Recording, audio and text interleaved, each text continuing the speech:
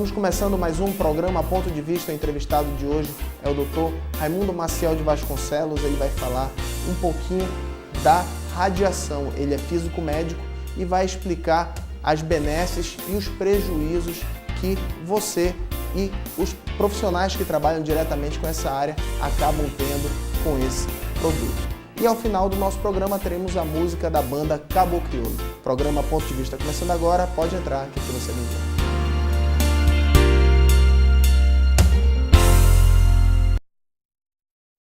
De volta com o programa Ponto de Vista, o entrevistado de hoje é o Dr. Raimundo Maciel de Vasconcelos. Ele é físico, é médico e nós vamos falar um pouquinho sobre radiação.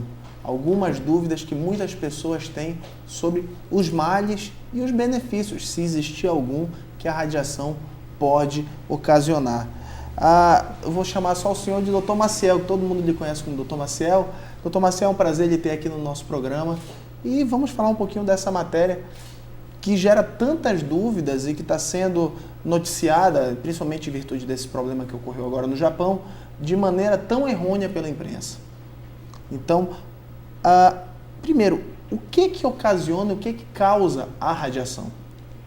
Bem, se a pergunta é a respeito da natureza da radiação, ela pode ocorrer em várias situações.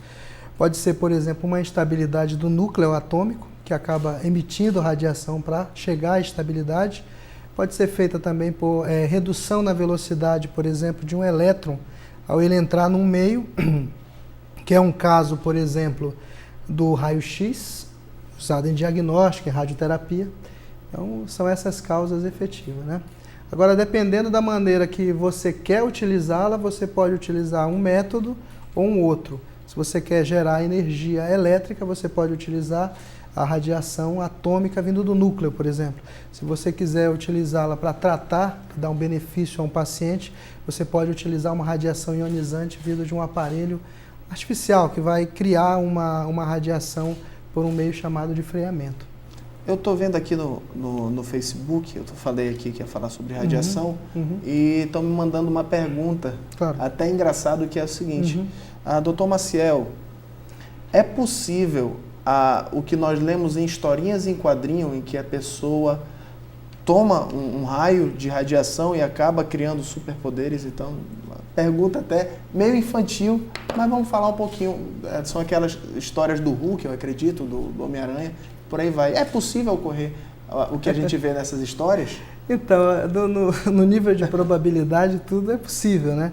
Agora, o que eu tenho visto efetivamente por efeitos de radiação, por exemplo, no caso, como eu acabei de falar, nós podemos simplesmente curar um câncer utilizando radiação, né?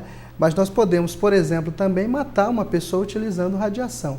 Agora, a questão de ganhar superpoderes é um pouco mais complicado, né? Aí a gente vê isso aqui só nos quadrinhos. Existem mutações, com certeza, no DNA da pessoa. Só que a chegar a esse ponto é um pouco mais Demora difícil. Demora um pouquinho mais. Falando um pouquinho, vamos falar agora um pouquinho mais sério, falar dos efeitos da radiação. Quais são os médicos que trabalham muito, principalmente os dentistas que trabalham diretamente com orto, na verdade, eles trabalham diretamente ligados à radiação.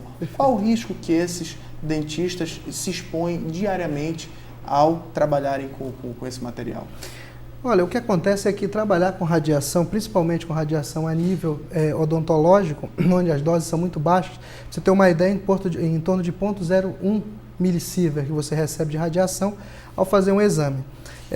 Desde que você tome todos os cuidados, ou seja, siga os protocolos, como no caso o NCRP 145, que rege essa situação em que você está utilizando para efeito, vamos dizer, radiológico.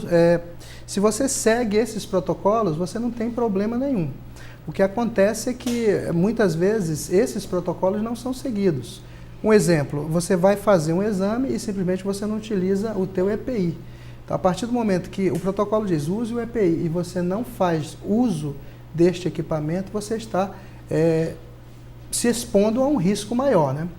E dentre esses riscos, uma série de riscos que podem ser desde simplesmente um eritema, até de repente pela radiação espalhada, no caso do odontólogo, uma cegueira, mas em grau, logicamente, muito se você pegar uma dose muito alta. Os EPIs que o doutor fala são os equipamentos de proteção individual que cada trabalhador tem que utilizar. Óbvio, depende da sua profissão. O dentista, nesses casos, quando ele tem que utilizar tipo uma roupa de chumbo para evitar a radiação. Perfeito. E o trabalho de grávidas com essa situação, ou de dentista ou de médica grávida, que trabalha direto com essa radiação? Então, o que acontece? Existe a agência que ela regulamenta essa situação, que é a Comissão Nacional de Energia Nuclear. Apesar dela ter se detido mais na área de radioterapia e radioindustrial, né? Mas a Anvisa também, no seu 453, na norma RDC 453, ela estabelece que, o que acontece? Apesar da funcionária ser uma indivíduo ocupacionalmente exposto, ou seja, ela tem um limite de radiação em torno de 20 milisievert, que é um limite alto, e pra você ter uma ideia, o do público é 1 milisievert, ou seja, ela tem um nível 20 vezes maior do que o nível do público, a criança ela não é um indivíduo ocupacional. Então, a partir do momento que a empresa sabe que essa pessoa está grávida, veja bem, a empresa tem que ser notificada por ela que a funcionária dela está grávida. Ela tem que afastá-la para uma região onde o nível de dose é um nível de público. Ou seja, se ela trabalha com radiação, recomenda-se que ela saia daquela profissão, daquela ocupação e vá trabalhar em qualquer outra coisa, numa área, na recepção, alguma coisa assim, burocrática, durante o tempo em que ela está grávida, né? E como paciente? Muita gente ouve, eu não sei se é lenda urbana, mas muitas pessoas falam, não, eu só posso fazer 1, 2, 3, 4, 5 rádio por ano. Isso é verdade ou não?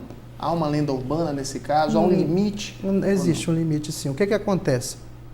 Dependendo do exame que você vai fazer, você é exposto mais ou você é exposto menos. Vou dar um exemplo. O raio-x odontológico é muito pouco. Então, não justifica você estabelecer uma quantidade X. Porém, quando você vai fazer uma radiografia de tórax, por exemplo, a dose ela é muito maior. Então, só que, veja bem, é maior do que o nível, porém é justificável. É o princípio da justificação. Você pode ser exposto àquela dose, por quê? Porque um médico disse para você que para ele ter uma ideia do que realmente você tem, ele precisa daquele exame. Então, ele justificou que você será exposto a uma dose dentro de um nível maior do que o estabelecido em lei. Então, isso é permitido sim. Porém, situações como tomografia computadorizada, em que você recebe uma dose muitas vezes maior, então aí realmente você precisa justificar que você vai fazer 2 ou 3 tomos. Vou dar um exemplo. Nós trabalhamos com radioterapia. E na radioterapia, os níveis de dose são várias vezes maiores do que as doses que o público pode receber. Porém, esse público que está recebendo essa dose, ele é um paciente, ele tem câncer. E nós vamos tratar aquele câncer dele com aquela coisa que fez mal às pessoas do Japão, para você ter uma ideia. Então, é justificável. Você sabe que aquela dose, dada daquele jeito, ela pode trazer um benefício maior do que se ele não fizesse absolutamente nada. Aí entra o papel do físico médico. Ok, vou fazer só agora um pequeno intervalo e volto já com o programa Ponto de Vista.